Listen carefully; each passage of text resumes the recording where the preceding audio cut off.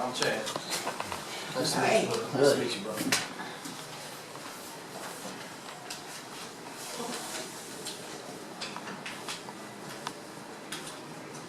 Okay, you're on. You're on. Sorry, I didn't think to ask that before you started. Okay.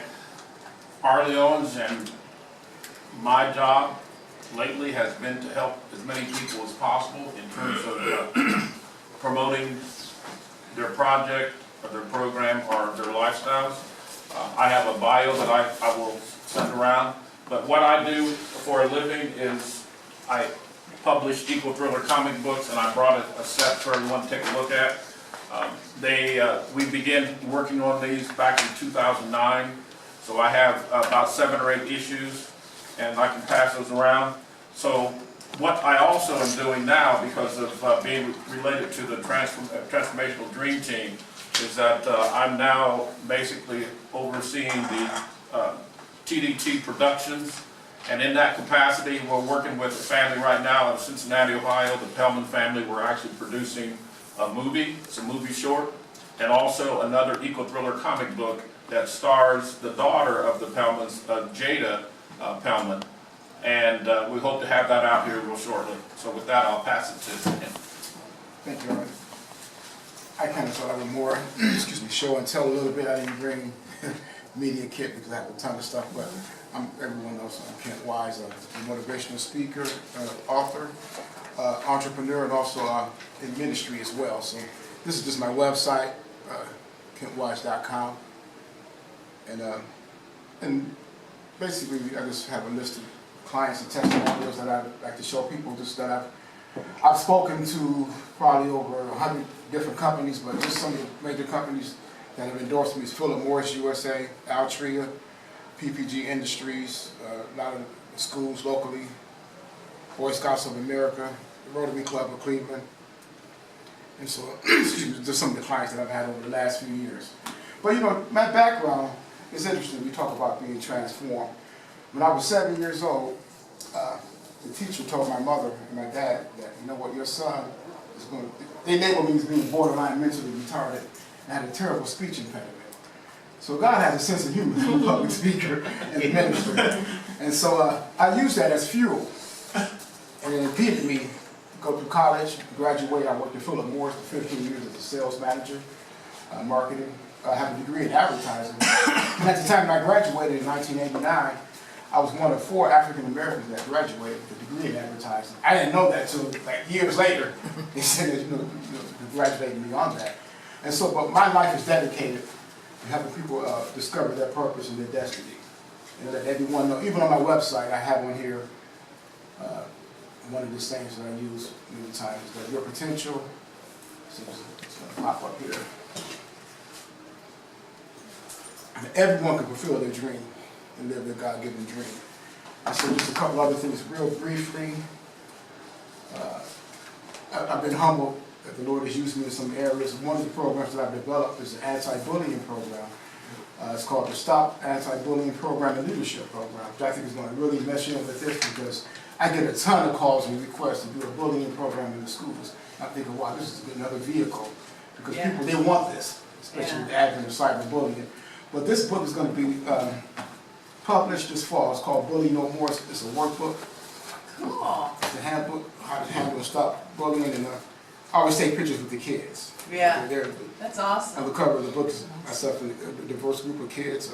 It's really tough when kids go through that. It It's is. the end of the world. It is, and I did this for so many kids, and it's amazing how you see the transformation. I also published a book. It's called The Wealthiest Man in the World. This is just a cover of it. This is a takeoff on Og Mandino's book. Yeah, Wealth was Great Deception, but it's a 2019 version of it. And so this guy, and I'm almost done. This guy, he's a rich, one of the wealthiest men in the world. Imagine Bill Gates saying one day, you know what, I'm going to sell everything, get rid of everything, and distribute my information to the world. But what this guy did in this book, he had a caveat with it. He said, for 1 year, I'm going to keep all of my secrets of how I made my wealth. I'm only going to give it to third world countries and impoverished areas. And we're going to track it in 1 year to see if people rise up from poverty. Okay. And so, read the rest of the book also. But what I really bring to the table, I think, is just enthusiasm, spirituality, and then just the belief in everyone here that we're going to transform this world. So That's with the idea. That's one of the I'm on board. Okay, we gonna Hey, get Willie, could you be my videographer? It's on, just, you just point it, and please make me look good. That's my only shot at it. I'm Henry Ford, motivational speaker, author, and as Willie can attest to, because I messed his picture up, I'm an amateur photographer, but, you know, anything you're amateur at, you do until you get better and finally perfect it. And what I think I bring to TDT is what I try to bring to all my clients, my family, my friends, is a sense of recognition of your ability to become more. And I do that by, for over 20 years now, I've published Visions newsletter. That's one of the tools that I use, and what I try to do is promote the good stuff that's going on in our community, good things people are doing. In fact, I had occasion to meet a young man several years ago. His name is Ethan, quote, he's known as Applesauce Holmes. Just before I left Cleveland this morning, I left Twinsburg, I saw that Ethan was meeting with the gentleman Damon from Shark Tank. yeah, thank you. PNC. Yes. He was meeting with Damon to get tips. They met over dinner and Ethan showed the picture there with Damon, and it made me feel good because when I first met Ethan, it wasn't that he was unknown. I didn't know who he was, but there was something about him that made me think I got to put him in Visions newsletter. So I've done 2 articles on him, and now the brother is, he's national. He sells applesauce. I met the World Toastmaster champion, Ramona Smith, a few months ago. She was a jewel. I said, I got to help promote you. And the next thing I know, I'm thinking, why am I promoting a world champion?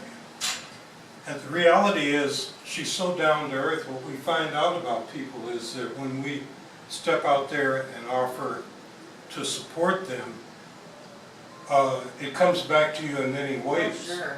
She's good at So, She's yeah, really good. and Ramona has an ad now in my family reunion, the booklet we're going to pass out at my Nice. family reunion. Yeah.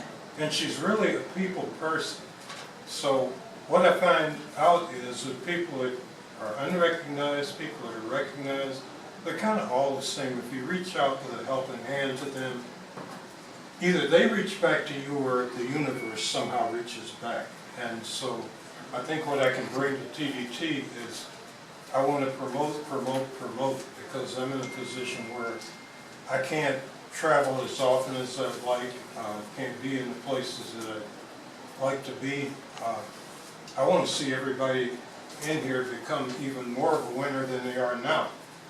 So when I'm out there on the sidelines trying to take your picture at an event, you'll do like the World Toastmaster champion said, "Is that Henry Ford out there?"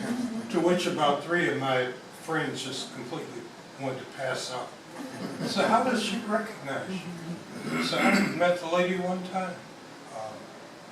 But that's what I get out of it. That's what I get, and that's what I want to give to TDT. Nice. Is recognition of your accomplishments. I want to support your dreams and your goals.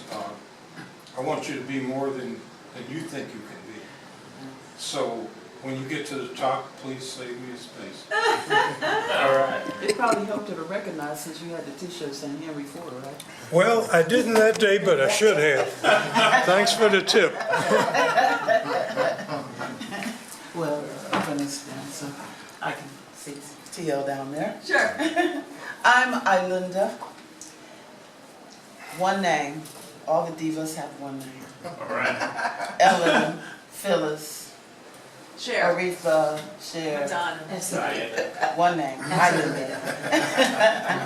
And I want everyone to have an I experience. That is to receive the breath of life poured into them, blown into them. Wherever they are, I want them to feel the energy. I want them to feel the passion, the enthusiasm for their life. Because so many people have had their lives just sucked out of them. And so my principal tool in my toolbox is I change my mind. It's my prerogative. And that is I'm creating mind shifters. And the base scripture when I'm able to speak in a spiritual setting is be transformed by the renewing of your mind. Because to renew your mind is to go back to your original. So many things have caused us to become distracted or taken away from who we really are. And that's what I see in this entire room.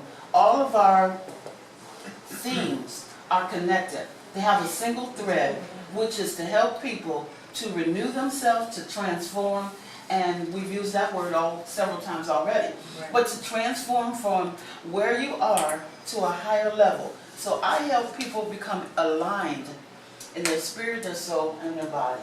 And my books are, my first book was If I'm Looking for a Prince, Why Am I Still Kissing Frogs? And that was helping single and married people discover not only who they're looking for, but then how to maintain it once they've got it.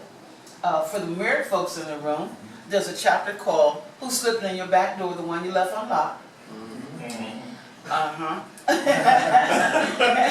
And then the next book built on that because it's about unhealthy relationships. And I speak a lot on domestic violence because I'm a thriver. And it talks about how long is long enough, how to safely get out. And that is a platform that a lot of women are speaking to right now. And men, there's over 250,000 men that report being abused by someone. And then I decided all the speaking that I've been doing over 20-something odd years, I put it in a little book. So it's called Don't Talk, Speak. I have all those, and I'll bring them in and let you kind of look at it and tell me what I need to do to improve them. And then I changed my mind. It's my prerogative and a workbook that goes with that. There's one probably missing in my head, but it's there. So what I'm doing is I want to create a message for the masses to be able to elevate people to their highest level. That's what I do. In meeting somebody sitting at breakfast or in front of a few hundred people, 1,000 people. It doesn't matter. It's one person at a time.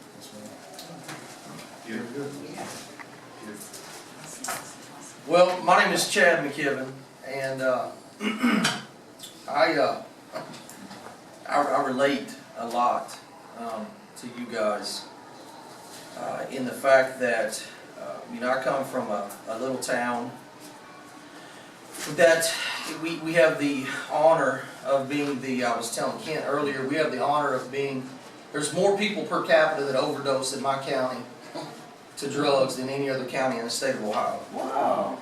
Wow. Yeah, 10 years ago we were 66th in the state, and 9 years ago we went to number 1.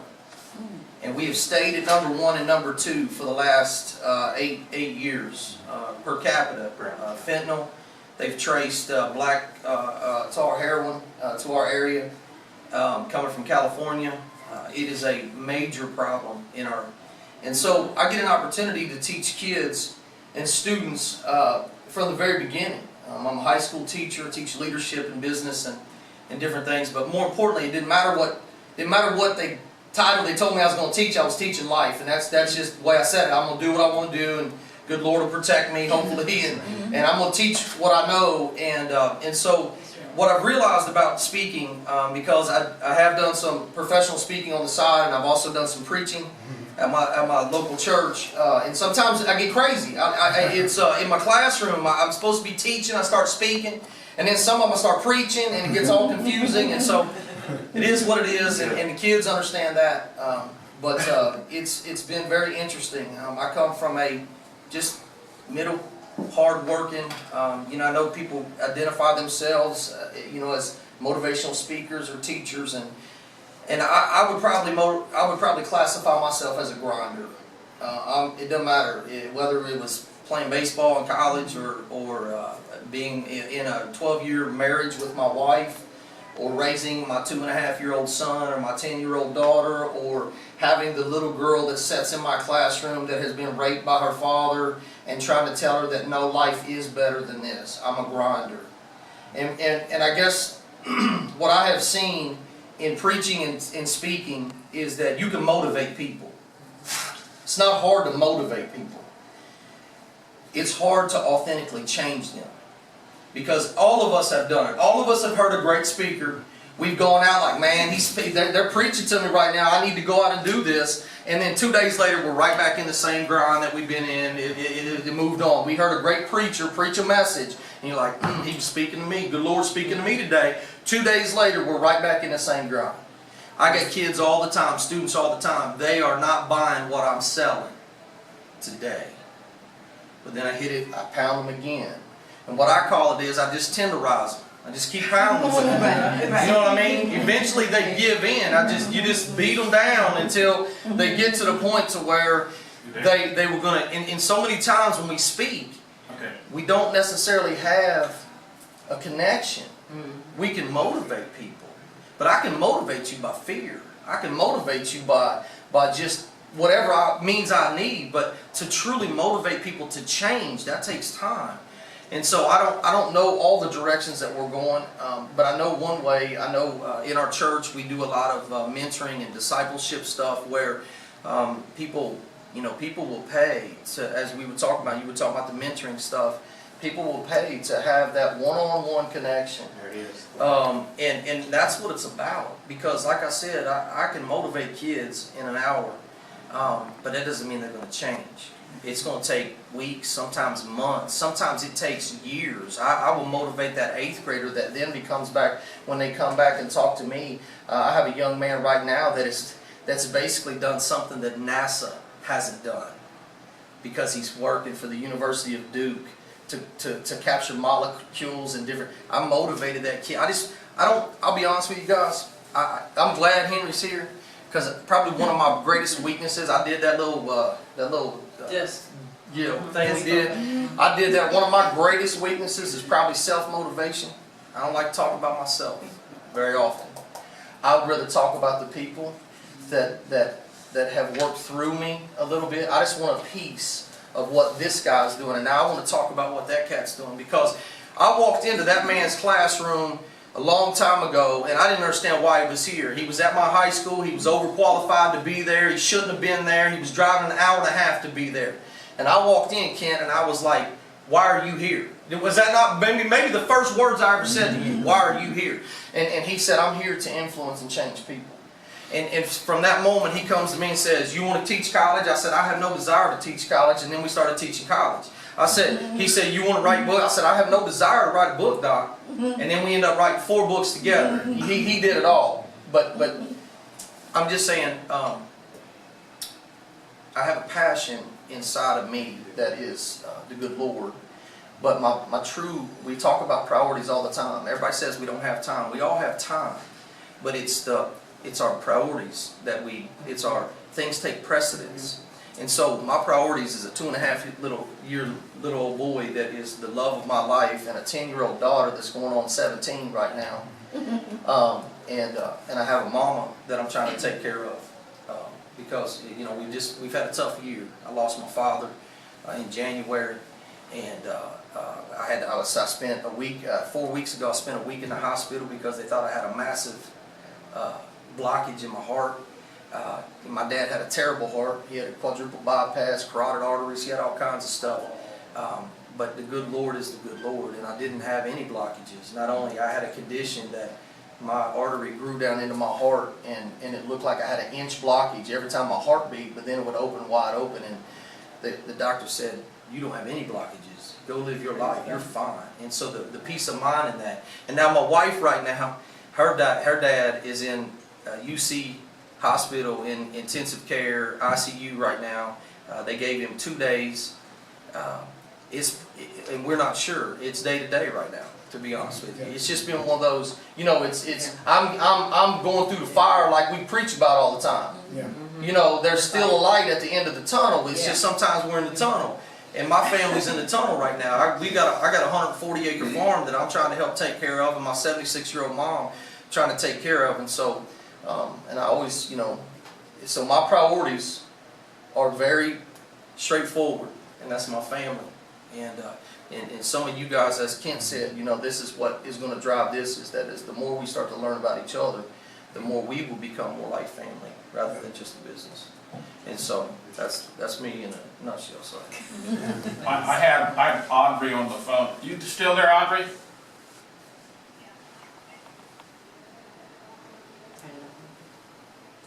Okay. Go ahead. Oh, No, hi, no, no. Audrey. Is Oh, it on speaker? Bio, yeah. oh, okay, oh, okay, all right. Let's step a bit here. There you go. My name is Ella. My name is Ella Coleman, and I am here because I believe in TVT, and I believe in the people in TVT, and I believe in the God behind TVT, and I believe in Ella. And I just want to give you an acronym quickly, because then that helps you to remember a little bit more about me. I'm a speaker, I'm a teacher, I'm an encourager, I'm a preacher, I'm a poet, I'm a purpose liver. That acronym is STEPPP. And the 3 P's you can also add power. Okay? Because I'm empowered from on high. I have founded, by the unction of the Holy Spirit, 3 organizations: Purpose Magazine, a magazine founded for giving more meaning to life; Elevation Publishing, currently, even right now, we have a book that's at press, for one of my clients. I have published 10 books, with this one that's coming out, 3 which are mine and 7 which are clients. Most of that was while I was taking care of my sick mother who passed in March. I took care of my mother for 10 years, so I am a bona fide caregiver. I can advise and direct others concerning it. I have the Purpose for Life Foundation, and through that organization right now, I am, we're basically feeding a family in Gambia that was about to starve to death, and they are orphans.